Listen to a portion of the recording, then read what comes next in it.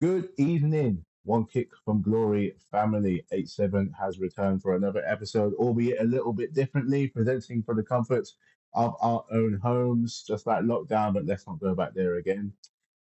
Myself and Craig today. What's up, Craig? I'm good, man. How are you? I'm good. I'm good. With the Premier League, discussing more about the Premier League, the Champions League. We're discussing the Premier, recent results, games coming up, any hot takes we might have, any opinions. Has the relegation race already been decided? Pretty much. Who knows? Who knows? Things can change. It is only October, but you know how it is. It goes with football. We can pretty much tell a lot from the first few games. But we're going to start off, Craig. No, let's start a little bit more recent because you a couple of days ago, you were only at the Champions League game, uh, Arsenal and Atletico Madrid. I'm not gonna lie, I had my perceptions from this game, talking to many other Arsenal fans about how this was going to be. I thought it was going to be two of the finest defenses in European football. I half expected a nil-nil draw, but that is not what happened, is it? You were front and center with Clive at the Emirates. So talk me through the thrills, the spills, all of that. How was that game? How did it go down? It was an amazing game. The atmosphere was amazing. The Emirates was rocking. I mean, the Emirates was rocking. The Emirates was rocking. Like it was like a concert at the Emirates the other day. It was rocking. Great atmosphere. The fans were cheering loud. Atletico fans got wound up a bit. They were getting a bit fiery because they were losing. They were swearing at the Arsenal fans, trying to fight Arsenal fans as well. The police had to get involved.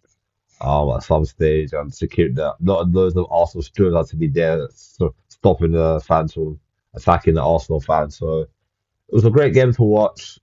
Great win at home. I'm beating a very good Atletico Madrid team. They're no mugs. The Atletico Madrid have got some great players. So us beating them with the Emirates and keeping a clean sheet as well. Spot on.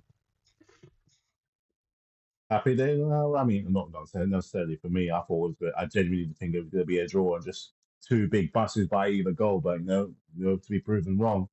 No, well, a decent result though. Another Champions League win, another clean sheet in this Champions League as well. We'll talk about lost a little bit more about that a bit later on.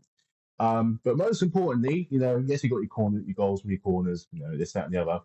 But and this is something that we highlighted in a previous episode with myself and Clive, and that was talking about strikers. And the Premier League has seen an influx of top quality strikers for most for at least for the big six anyway. Hmm. Okay, so you got like Sesko, Gyökeres, uh, João Felix, Isak, Ekitike, and other attacking attackers as well. But a lot of scrutiny has been put on your man Hmm. Gyökeres. Yeah. A lot of the scrutiny has been put on him. Premier League clearly, takes it's gonna take some getting used to in some kind of way. But Hmm. more importantly, he got a goal on the Champions League night. He got a goal. His name is now on the sheet as far as Champions League concerned. As a someone that you play football yourself. What is it like when you know that people's eyes are on you and you got to kind of deliver in some kind of way, and he got his goal. So how do you think that he's going to be feeling right now, knowing he's got his first notch in the Champions League? And do you think he can adapt that to not just other competitions, but mainly the Premier League? He's on cloud nine because he scored two goals the other day. He didn't score one, scored two, so he's happy. He's confident. I think he's been playing well for us. I know he hasn't scored the goals, but he's been obviously his game is like he runs in behind in behind the defenders, and obviously teams are doubling up on him, so he's keeping other players in the team freedom. Like Saka's got freedom, Martinelli had freedom, Trossard when he starts has freedom. So he's taking the brunt of the challenges when teams are doubling up on him. So it gives Saka free running on the pitch, so they can't double up on Saka on like against Fulham on Saturday when they're Mhm. doubling up on Gokras and Saka was free every time, taking on Sessegnon on the line every single time. So it goes to show that yes, he might not be getting the goal that he needs to get, but he's scored a lot of goals now. He's scored how many goals now? Five goals this season. I think it's five now. He scored That's two on Tuesday, three in the league. Yeah, five goals. So I think the goals are going to start flowing in for him. Once he gets up to it, he's going to get the goals going to start flowing. So I'm not worried about Gokares. I think he's doing a great job so far. I thought Kai Havertz has been injured as well, so he's even taken he's had to play a lot of matches as well. So plus international football. So Yeah, I'm happy with him right now. I'm not worried about him. I know other fans are a bit like some Arsenal fans are saying it's a waste of money and this that, and the other. But if you really watch the game and watch how Arsenal play, like he's doing a lot of job, like being double marked every game. So he has to take the brunt of the challenges and all that. So yeah. Fair enough. Fair enough. That's a fair way of looking at it. I mean, he might not be necessarily scoring in the league, but he's scoring, nonetheless. Let's not forget that this is World Cup year qualifiers coming through. Mm, Um, a lot of players are going to be playing for their positions. It's not that far away if you think about it. But I mean, once the new year comes around, it's practically on our doorstep, to be honest. of course. Once we Yeah. get through like Champions League, FA Cups, Carabao Cups, Mm, you know, you know, other competitions going on. There's a lot we're putting on these footballers' plates. There's lots to ask. So that was a Champions League. So good job there.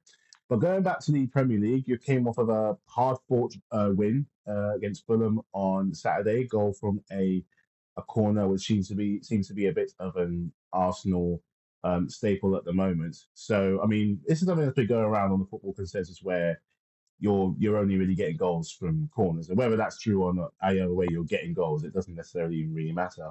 mm, But if you sticking with your careers just for the moment, because I know you got a lot of players. To the fact that corners, you got a lot of really good players that got goals from anywhere. Defenders getting goals, midfielders getting goals. mm, Trossard coming in clutch again. As soon as that corner came in, I saw only one thing is going to happen. That ball's in at the back of the net. I do know the series will be Trossard. mm. Um, but if let's say so, sticking with him with Emmanuel Perez, he hasn't scored since was it Leeds Premier League? Was it Leeds No, or am I fine, wrong? Am I fine, not fine. Forest. He Mm, hasn't scored since Forest. So a couple of so games ago, you got Palace next, and mm, that's something we need to game. They've had a really good run of late, and I mean they only recently lost an unbeaten run, but mm-hmm. you know credit to them, they've given a lot of challenge to a lot of the bigger teams. If he is to score in the next few games, is there anything, as well as he's doing, is there any kind of improvements you want to see in his game to kind of bump up his Premier League tally between now and let's say by Christmas. Let's say by Christmas. What would I, you th- like to see him do to improve his I, tally? I think he's got some easy games coming up. Well, not getting the Premier League is easy, but we've got some games where I know he can definitely get goals. We've got Burnley coming up, we've got Sunderland coming up, we've got I know Crystal Palace is going to be a difficult game, but I think he can score against Palace. It's at home as well. So there's games in the league where Mm. he can definitely get even Tottenham. He can score against Tottenham because their defense is terrible. I don't care what anyone says about their defense. I don't rate their defense anyway.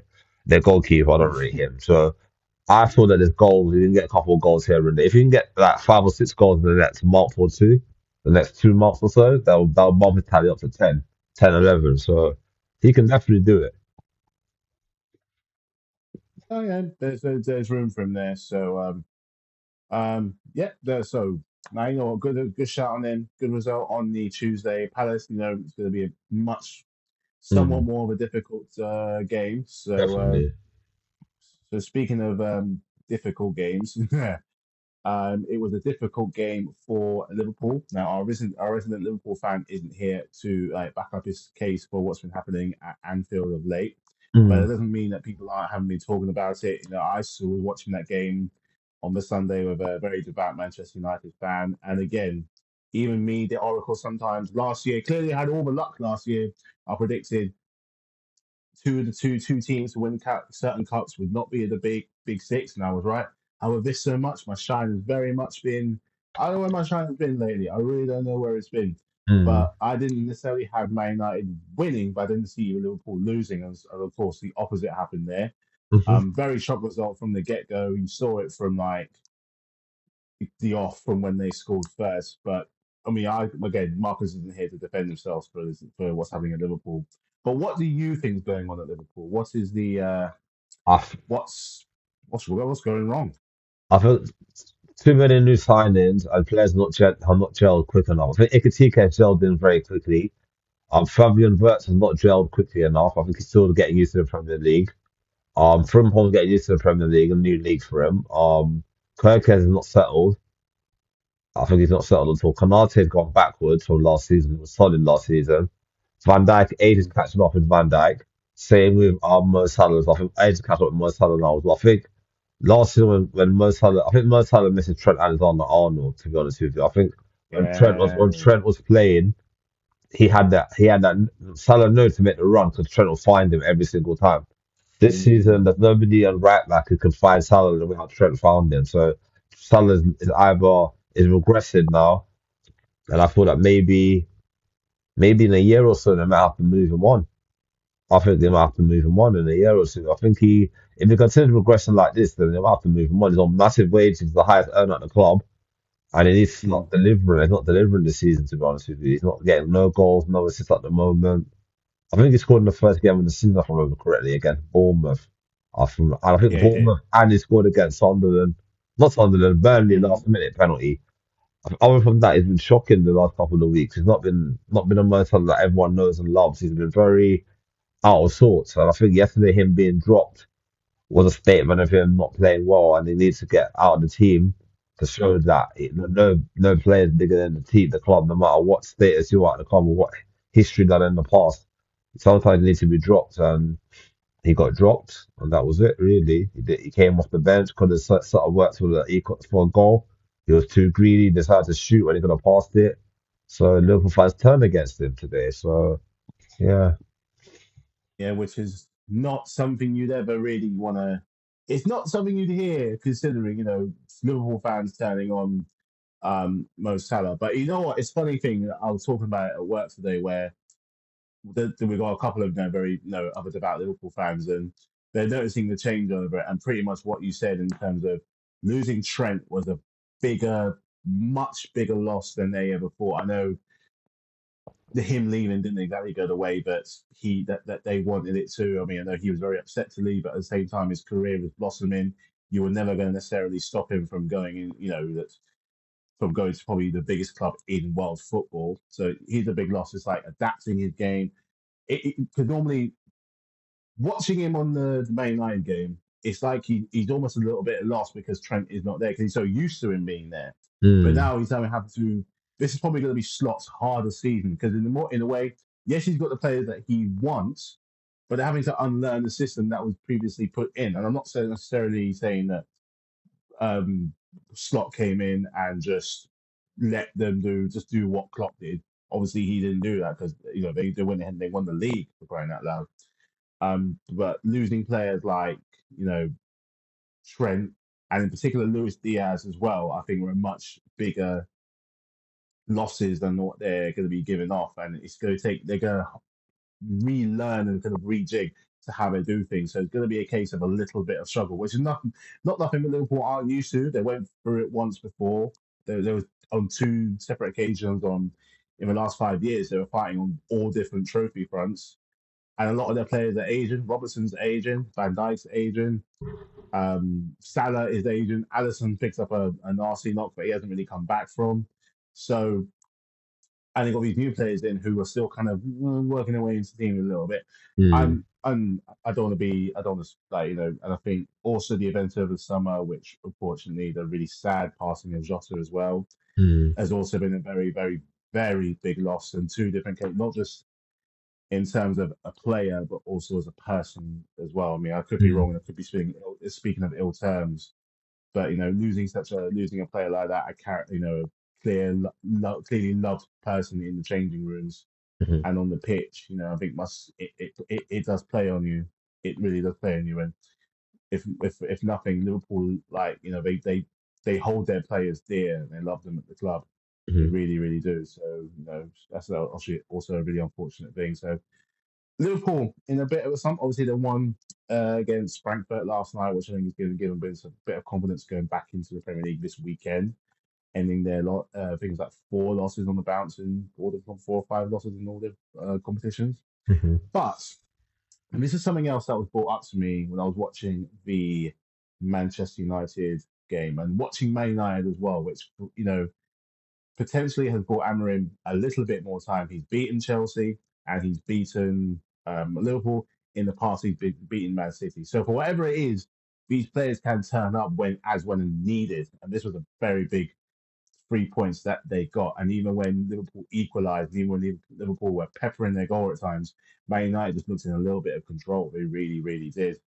Um, But one player that got brought to me, um, brought to my attention, and got me thinking because we haven't really talked about him a lot, or maybe not in the most positive terms, and that is Harry Maguire.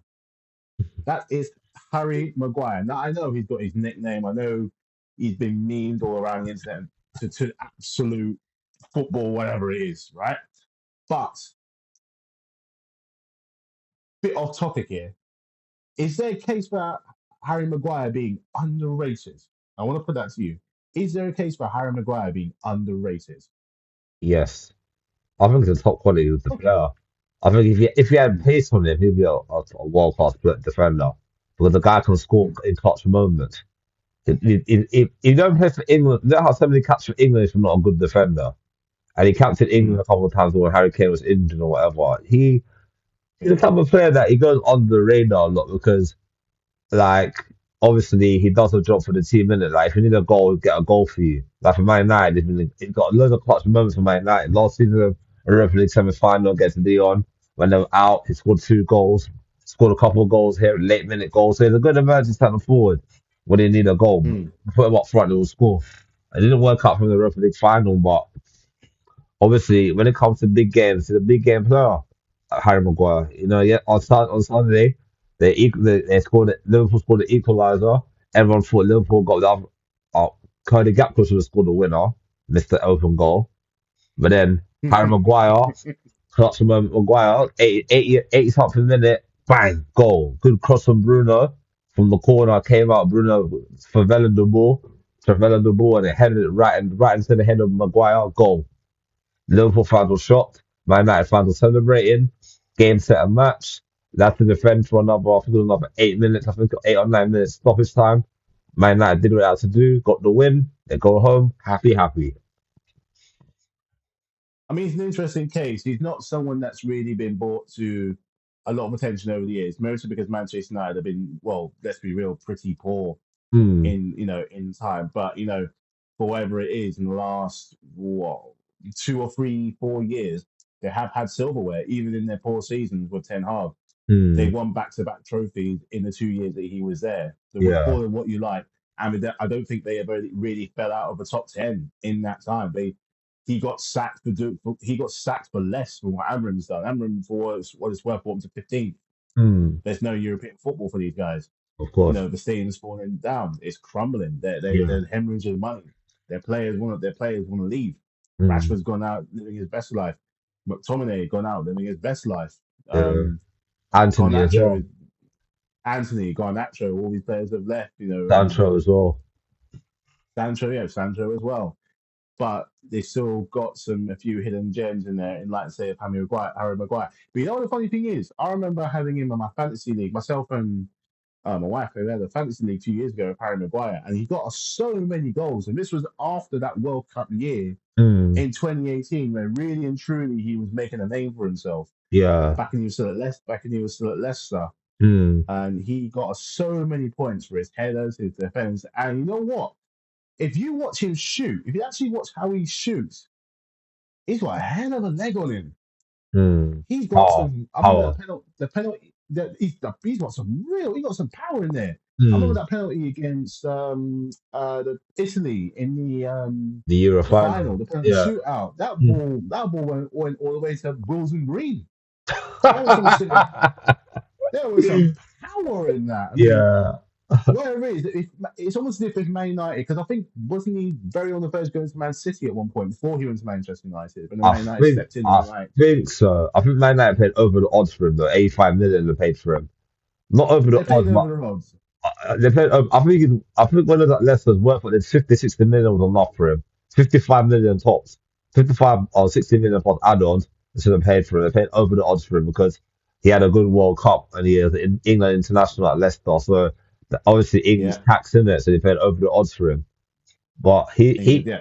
he developed. He was the captain for Man United for a long time as well. Everyone forgets he was the captain, and then What a captain. Ten Hag stripped him of the captaincy and gave it to Bruno. I think he handled it well because Mercer was the one to lead the club after that. After they lost the shots at the captaincy, but he never threw his toys out the pram. Just kept on working No, hard, scoring crucial goals under Almiron, playing the back three, playing the back five. He had so many Yeah. different defensive partners. He has not really had a settled partner at United since he's been there. Because obviously Martinez was signed, he's injury prone. They brought in Heaven from Arsenal, he hardly plays. The Lit came Mm. in. The Lit's all right as well on his day when he's good. He's another. I think he's the Dutch Maguire, the Dutch Harry Maguire. The Lit. He has his moments, isn't it? Definitely. Yeah. Lenny Euro is a good player, a good young player, good potential, but he's in and out of the team at the moment. So, so it's like he's playing with some and playing with Luke Shaw as well, sometimes centre back as well. So if there are so many different defensive partners, it's hard to get a good rhythm as a defender. You need to play with one partner, one or two partners. You get used to that partner. Like Arsenal, Gabriel Saliba, them two are the number one partnership. So they've been doing it for years. Yeah. Obviously, you got They're Van solid Dijk and there. Yeah. yeah, Van Dijk and Konate. Back in the day, at Chelsea, had Terry and Carvalho, or Terry and sometimes you play Gallas there as well. So each team had a great partnership back in the days, and that's why they won trophies. So yeah, if he had a solid partner next to him that was never injury prone, then maybe United would have done better. Maybe. Just a maybe. This is their very much their rebuild from last year. They're still a club in pretty much some shambles, but getting a win against the Premier League champions, against with a team that many still believe are going to be the one lifting the trophy at the end of the season. Sorry, that's not a bad thing. It's not a bad thing, Definitely. especially of late. They haven't had much in the way of glory of Mm. I, in playing at Anfield or playing Liverpool. I think last season they had seven. No, I mean, did Liverpool beating like 7-0 or something, that was something two, like that, or two, three two, 0 two seasons ago, they beat us 7 now. Salah scored for us. They battered them at Anfield. It was embarrassing. Well, for whatever it was, that didn't happen this time. That did not Mm. happen. You know what? Sometimes in the season, even if you don't get any silverware, or even if you're in you don't finish where you want to finish in the table, you win your theoretical derbies. You win your derbies. So Yeah. that at least is going to give you some serious bragging rights Yeah. towards the end of the season. So, Mm. well, yeah, who knows what's going to looking up for Man United? Who are they playing at the weekend? Who are they playing? Let's have a look at their playing at the weekend. 25th. They are playing, Manchester United are playing Brighton at Old Trafford. Brighton, That's they're a that, that decent team. that's going to be a hard game. I think Brighton are very good. Like Brighton got Man United number, and over the last couple of seasons, they always seem to beat Man United home and away. So it's going to be a hard game. And Daniel Welbeck's will not want to score a goal against United yet again. He's always seems to got a good record against United. Since he left United, he's scored an awful lot of goals against. I think he's got 8 or 9 against them. Maybe I'm wrong, but I think he's got 8 or 9 goals against them for Arsenal, Welbeck, yeah. Watford, and now Brighton. So he knows how to score against Man United. Daniel Welbeck. He's still going strong even after all this time from leaving Arsenal. So, credit to the guy. And Liverpool have Brentford away. I Of like that course, you'll game. be at. Yeah, I like that game. Yeah, Yeah. So that's going to be, that won't be easy either. That the goes to evening London, kickoff. goes to the G-Tech. The evening It is an kickoff. evening. And the G-Tech is not exactly an easy place to go, or for the most Definitely part. not. So, Definitely not. so we shall see. Mm. While we're going to be talking about London, another London team, the best London team, of course, the one with all the glory, all the power, the ones that have completed football. I am, of course, talking about the mighty Chelsea after let's say, how can I describe it? A professional win against Nottingham Forest just gone Saturday. A professional win. I was watching the game. I say professional because, well, the first half didn't give me much in the way of confidence. I thought we could have been at least 1 or 2 goals down. Luckily, we weren't.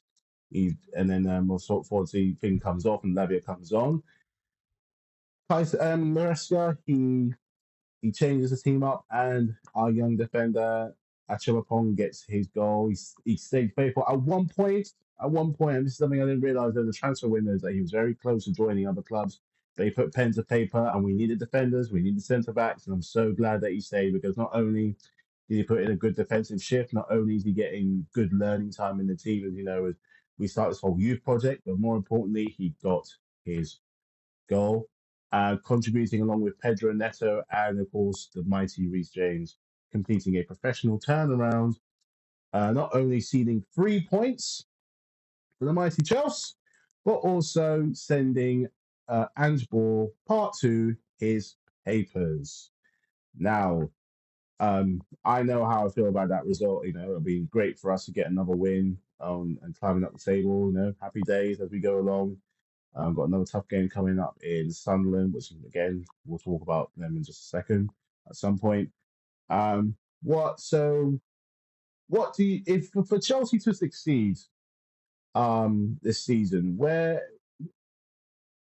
if you were a Chelsea fan, like let's say Hmm. you and me or something, where Hmm. would you want Chelsea to be putting their attention if you want to see them achieve more this season? I'm not necessarily saying 100% saying Premier League. I personally don't think we're going to win the league this year.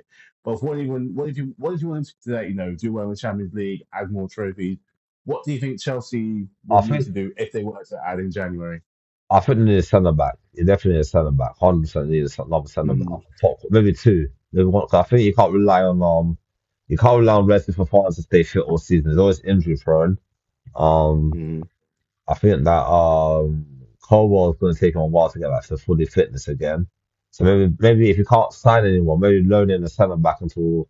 Well, you got Hatter as well from Ajax, but he's a left back, isn't he? He's more of a left back than a He's more centre of a back. left back, yeah. Yeah.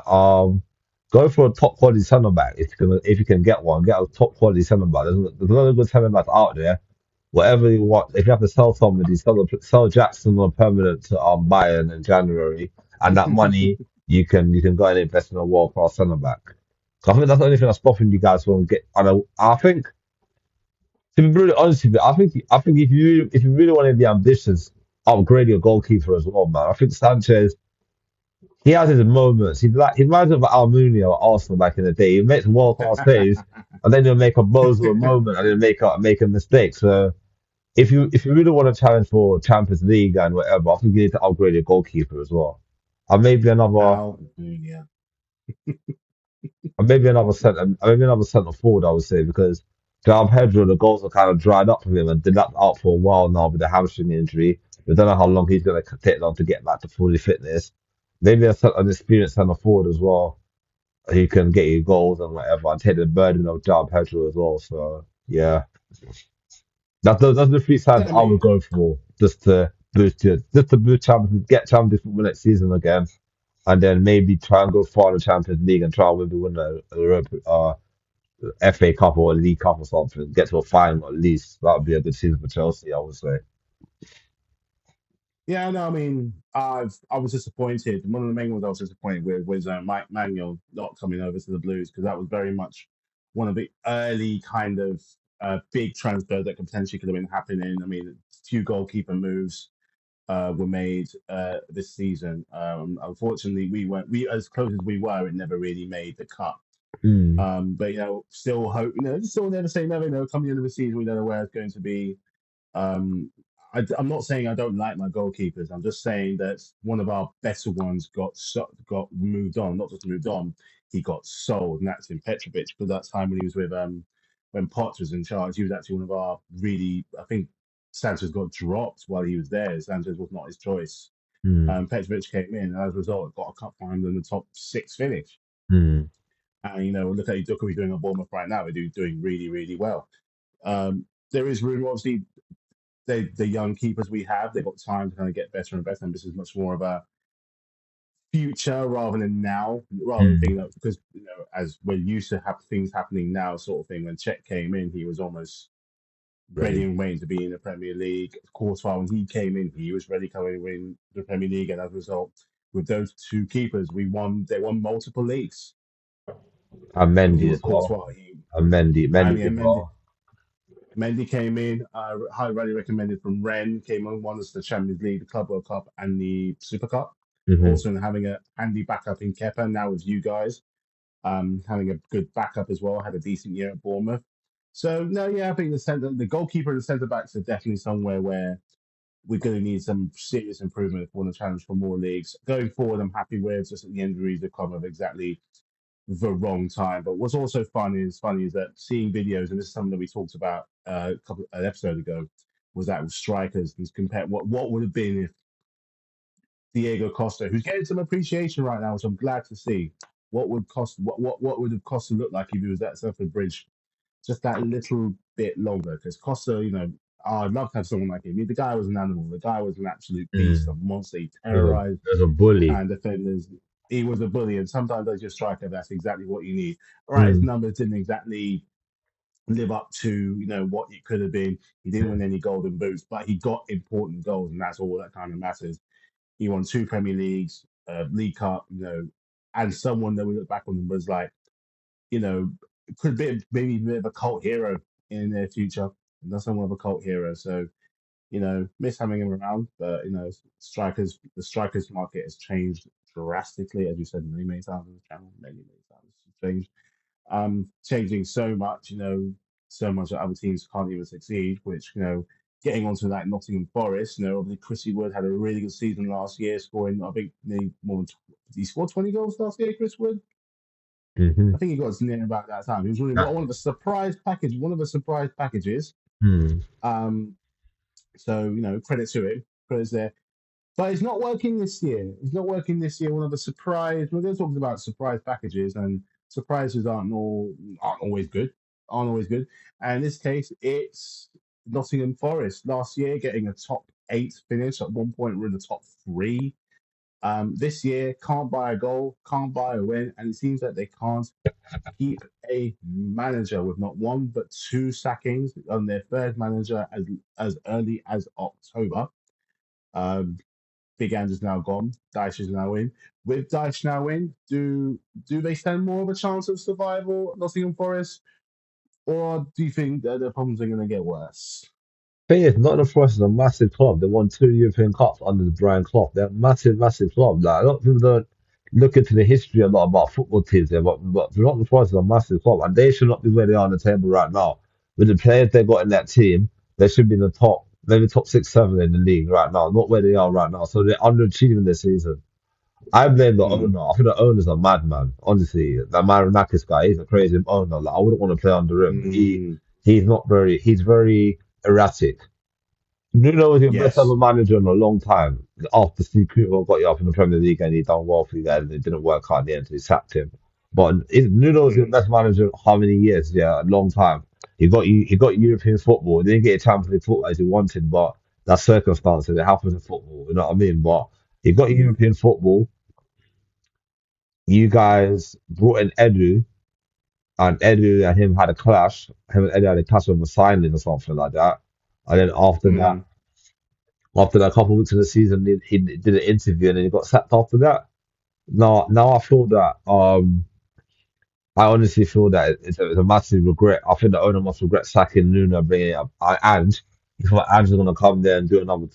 Ange did another Tottenham, but Tottenham Part Two, but even worse. Didn't win any game, lost all his games at the club. The worst defeat for me was when they were 2-0 up against Swansea in the League Cup and they got back and lost 3-2. yeah, yeah, That's when I yeah. said, no, this manager's not gonna do it for me. Do it for them, man. Poor, absolutely poor. So yeah, so they had to sack him. I don't know if people said they didn't give him enough time, but if they gave him more time, they'd be stuck in the relegation and even longer. So now they got Sean Dyche, who is a proven Premier League manager, done it at Burnley, done it at Everton, done a great job at Yeah. Everton with lack of funds and all that. I Mm. think he'll keep them up. I think he'll keep them up.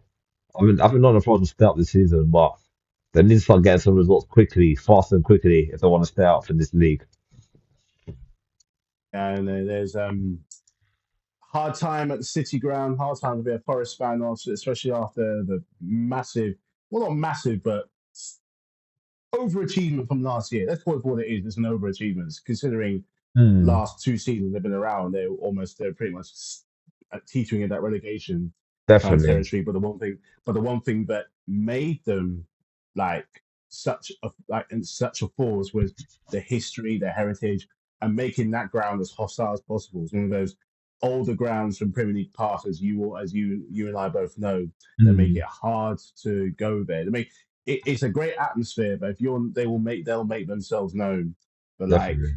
Yeah, that, they'll make it hard for you. They really, really, really of will course, hard, of make course, it of hard for course. you. Yeah.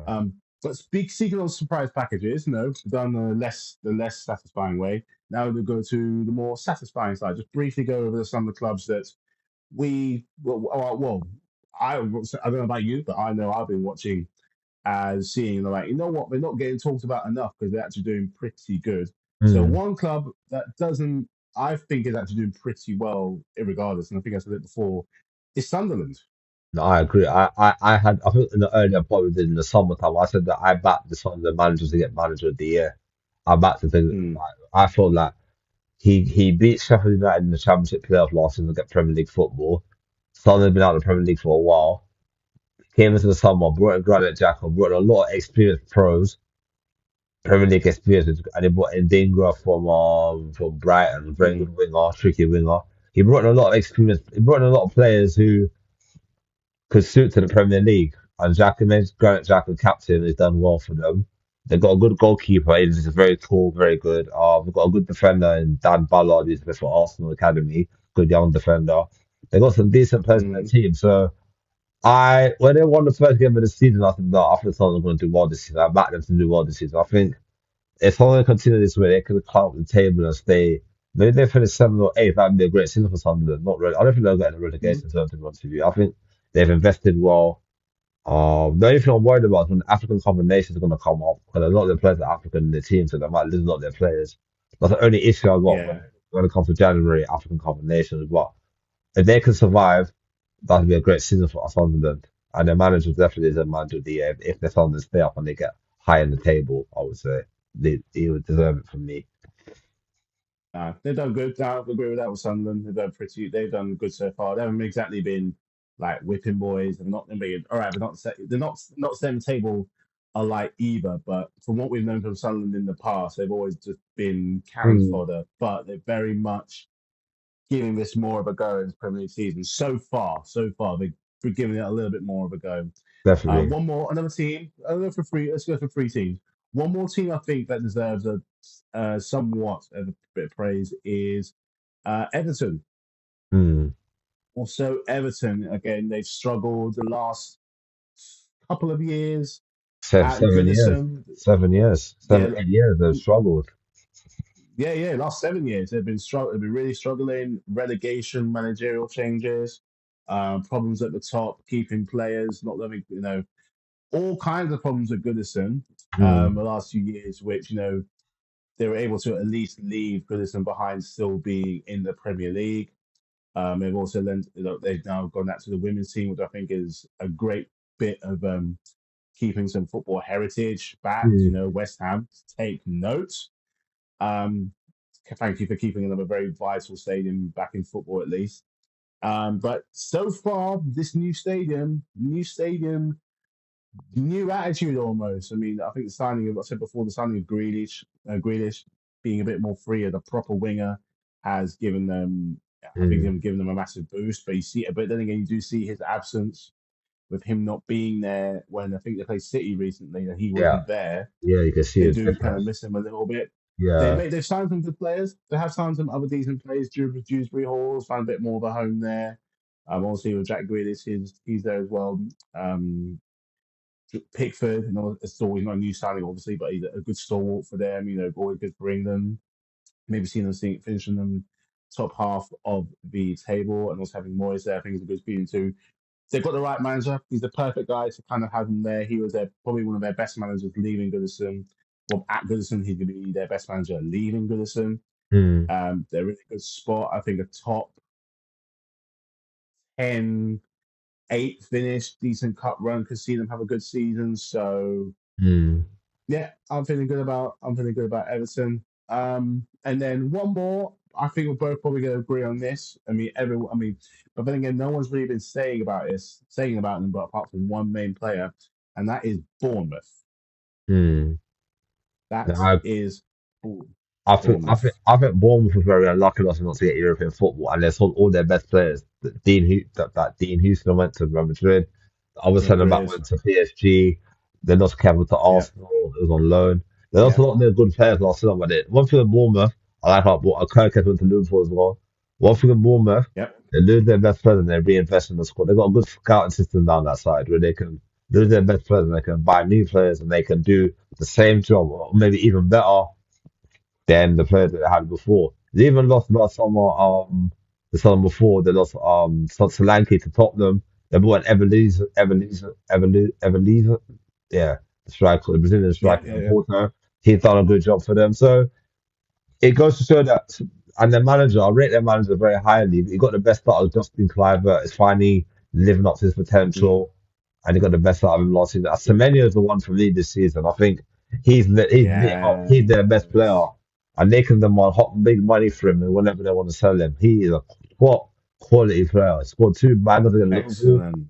Scored a great goal against the other week against who was it they played the other week? The It was a Palace was their last game. the game before Palace, before the international break, when they knocked with the goalkeeper, they scored the winner. It was a Friday night game. Oh, I can't remember what team it was though. No, was it Fulham? Was it Fulham? Fulham. It was Oh, Fulham. Fulham. It was Fulham. It was, It Ful- might have been it was Fulham. Yeah, Fulham. yeah. It was Fulham. Fulham away. I remember Sassuolo scored, and then they scored two goals and they won the game. I remember it was Fulham. Yeah, he scored two goals Mm. against. He scored a goal, got an assist. Yeah, Nah, top quality. He will. I will be shocked if he's still there in at January. the end because hell even in January, if they're having a bit of a panic, I can see other teams with big Mm, aspirations. They've clearly looked at that Brighton model of signing good quality players and selling them on high. mm, It's the way to be. It is the way to be because spend low, sell high, ingrain that quality in the club, and just keep on rolling. I mean, living proof is that Brighton have been in the Premier League for how long now? I forgot. I seven, eight remember. I years. mean, 7 years. 7 years. 7 or 8 years, Seven, eight. They've been a long time now. they've had a stint in Europe. They've had a decent run in the Premier League. The only thing really missing from there is the silverware, really, if that's what they really, really Mm, want. But they still play manage to play quality football. They've had good managers come in and kind of maintain that standard, if anything. mm, So it's kind of like they come in, yeah. they slot in, but Mm, they adapt their way to the players yeah. very, very quickly. And they still manage to keep, not just have, but to keep onto the really quality players. So a big Yeah. one for me is Karim Matoma, who so many clubs were flirting with this guy for the Mm, longest time. He's still loyal to there. Even when the likes of Danny Welbeck went there after being at Watford, and if anything, his career has taken a new leap. He's only getting better.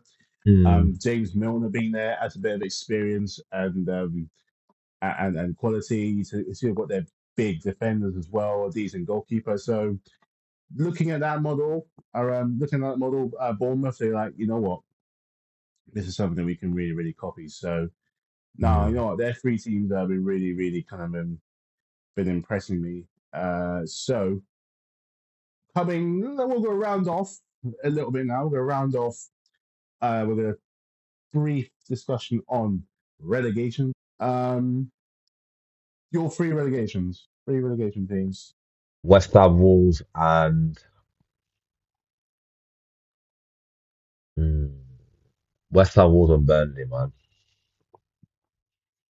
Agreed. Agreed. West Ham, Wolves, and Burnley. I agree with you there. I think West Ham, especially West Ham Wolves, I think are pretty useless. Burnley, they could try really hard and rely on their home games, but I think they've only got one win, so unfortunate there for that. And the last oh we end on my old hot takes. We haven't done this for a while. Now, I was originally going to say I had an original one I was going to say, but I'm going to save it for. Let me save it for a certain game next month. I want to save it for because I don't want to jinx anything. I'm going to save it. I'm going to say this: Baltimore to outscore Isak this season. I agree. Baltimore to outscore Isak. He already is. He already is. But then again, the season's still very, very young. He hasn't reached full fitness and all that kind of thing. So he's still got time to put away an absolute bag worth of goals. He clearly does, but he's never won a golden boots. He hasn't been. He's still not a really full fitness. And after seeing what I saw against Man United, hmm, I Jamie think Carragher's been awfully quiet. That's all I, I'm going to say. I think if TK will be Liverpool's top goal scorer this season, TK will score more goals than it's like and Salah together. That's my hot take. Salah, Liverpool are getting it bad, man. Isak and think, damn, they're getting it bad. Ooh, ooh, ooh. Marcus, sorry, Marcus, but I don't know, man. Let's hear something to say. You might disagree. We're not Liverpool fans, so If you have something to this, yeah, if you have rebuttal, we're all open. Same as it is to everyone else out there on the One Kick from Glory family. Thank you very much for listening to our takes on the Premier League of late. Are we right about Walter outscoring Isak, as Isak still got more to prove? Is there a surprise relegation team out there that we didn't mention? What's the top half of the table going to look like? And how long will the elephant be in the tree? Very key question. Thank you very much for listening to this unique episode of One Kick from Glory. We will be back, hopefully resumed to normal service very, very soon. In the meantime, have a great weekend watching the football and stay safe out there. Peace. Peace.